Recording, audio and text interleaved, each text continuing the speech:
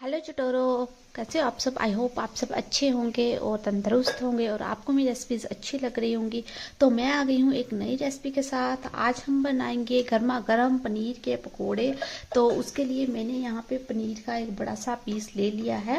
ये देखो, इस तरीके से एक बड़ा सा पीस ले लेना है और इसको छोटे छोटे टुकड़ों में काट देना है। ये देखो, इस तरीके से आपको ध्यान रखना है कि आपको बड़े बड़े टुकड़े लेने हैं, पर इनको पतले पीसेस में नहीं काटना है, मोटे मोटे पीसेस में काटना है। अगर आप पतले पतले पीसेस में काटोगे तो क्या होगा कि हमारे जो पकौड़े हैं वो टूट जाएंगे, फ्राई करते टाइम टूट जाएंगे। तो इसलिए हमें थोड़े मोटे मोटे पीसेस ही रखने हैं। इस तरीके से रखना है, पतले पीसेस नहीं काटने हैं। तो यहाँ पे हमने पीसेस को काट दिया है। अब हम इनको एक एक करके अलग अलग करके रख देंगे। इसमें मॉइस्चर बिल्कुल भी नहीं होना चाहिए। अगर इसमें मॉइस्चर है तो आप एक टिश्यू पेपर से भी इसको इसके ऊपर रख सकते हो, उससे खा सकते हो, या फिर इसको इसी तरीके से अलग अलग करके रख सकते हैं पीसेस को, और 5 मिनट के लिए ऐसे ही छोड़ देना है इनको। तो आइए, तब तक ये 5 मिनट होते हैं, हम यहाँ पे बैटर तैयार कर लेते हैं पकौड़ों का। तो बैटर के लिए हमने एक बड़ा सा बर्तन ले लिया है। उसके बाद हमने यहाँ पे 1 कटोरी के करीब बेसन ले लिया है। तो 1 कटोरी के करीब हमने यहाँ पे बेसन ले लिया है। यहाँ पे हरी मिर्च का 2 हरी मिर्च का पेस्ट डाल देना है। नमक यहाँ पे स्वाद अनुसार ले लेना है। रोस्ट किया हुआ यहाँ पे हमें जीरा डाल देना है। आप चाहो तो डाल सकते हो या फिर आप इसको स्किप भी कर सकते हो। और यहाँ पे हमें अजवाइन लेनी है। अजवाइन डाइजेशन के लिए बहुत अच्छी होती है। तो इसको थोड़ा सा हम क्रश करके डालेंगे, जिससे कि इसकी बाइंडिंग बहुत अच्छी आती है और इसका टेस्ट भी बहुत अच्छा आता है। तो यहाँ पे अजवाइन डाल दी है।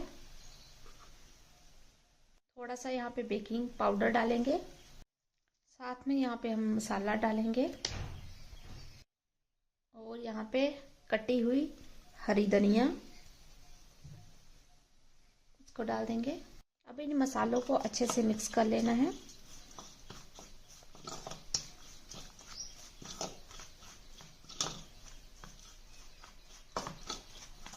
तो ये अच्छे से मिक्स हो गए हैं। मिक्स करने के बाद हमें थोड़ा थोड़ा पानी डाल के इसको एक बैटर तैयार कर लेना है।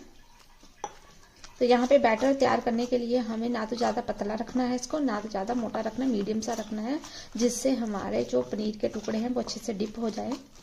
आप चाहो तो यहाँ पे मैदा भी डाल सकते हो, जिससे कि इसकी बाइंडिंग अच्छी हो जाती है। अगर आप मैदा नहीं डालना चाहते हो तो आप बेसन से भी बना सकते हो। मैं भी बेसन से ही बना रही हूँ। ये देखो, इस तरीके से इसका एक मिक्सचर बैटर तैयार कर लेना है। तो ये देखो, हमारा जो बैटर है वो तैयार हो गया है। इसी तरीके से आपको भी तैयार करना है। इतना ही आपको पानी डालना है और इसी कंसिस्टेंसी में आपको बनाना है।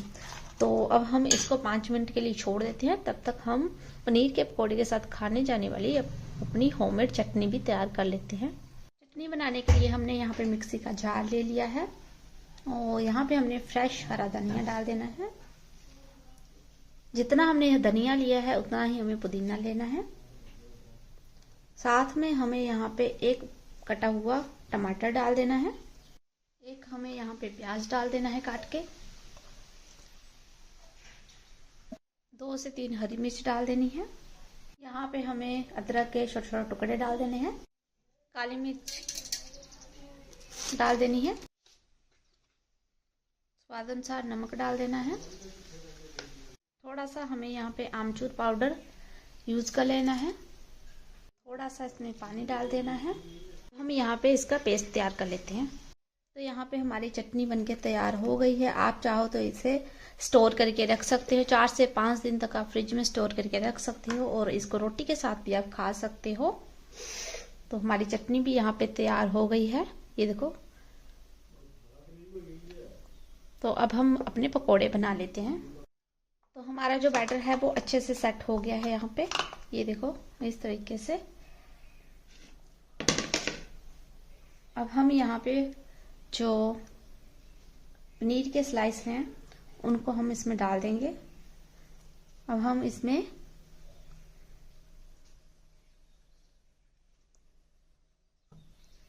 इसकी हम कोटिंग कर देंगे। ये देखो इस तरीके से बेसन की इस पे कोटिंग कर देंगे। अगर हमने यहाँ पे पनीर के स्लाइस को पतला पतला काटा होता तो यहाँ पे हमारे स्लाइस टूट जाते। ये देखो इस तरीके से कोटिंग करनी है।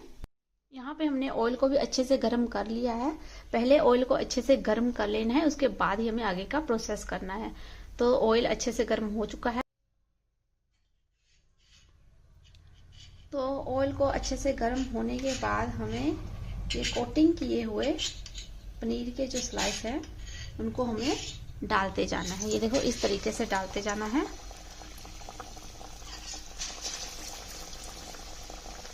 पहले आपको ऑयल को अच्छे से गर्म कर लेना है, उसके बाद फ्लेम को मीडियम कर देना है और इनको डालते जाना है। ये देखो इस तरीके से। तो हमारे पकोड़े यहाँ पे एक साइड से ब्राउन हो गए हैं। अब हम इनको पलट लेते हैं। ये देखो इस तरीके से पलट लेना है। आपको इसको मीडियम फ्लेम पे ही तलना है। अब हमें ये देखो दोनों साइड से इनमें मेहंदी कलर आ गया है। अब हम इन पकोड़ों को निकाल लेना है। तो देखो पहले हमें इनको निकाल लेना है और 5 मिनट तक हमें इनको ऐसे ही रखना है।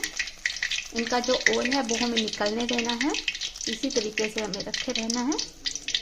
तो 5 मिनट हमारे हो गए हैं। ये देखो इनका सारा ऑयल जो है वो निकल चुका है। अब हम यहाँ पे हाई फ्लेम कर देना है। दोबारा से फिर से हमें इनको डाल देना है और फिर से इनको अच्छे से फ्राई कर लेना है। ये देखो इस तरीके से अच्छे से फ्राई कर लेना है।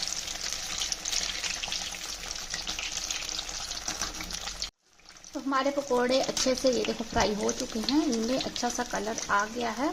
अब हम इनको निकाल लेते हैं। ये देखो इनको हम अब निकाल लेते हैं।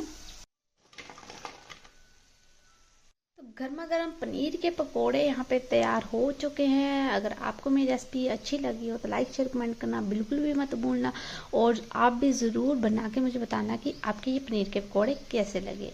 तब तक के लिए टाटा, टेक केयर, बाय। मिलते हैं हम नेक्स्ट रेसिपी में। बाय।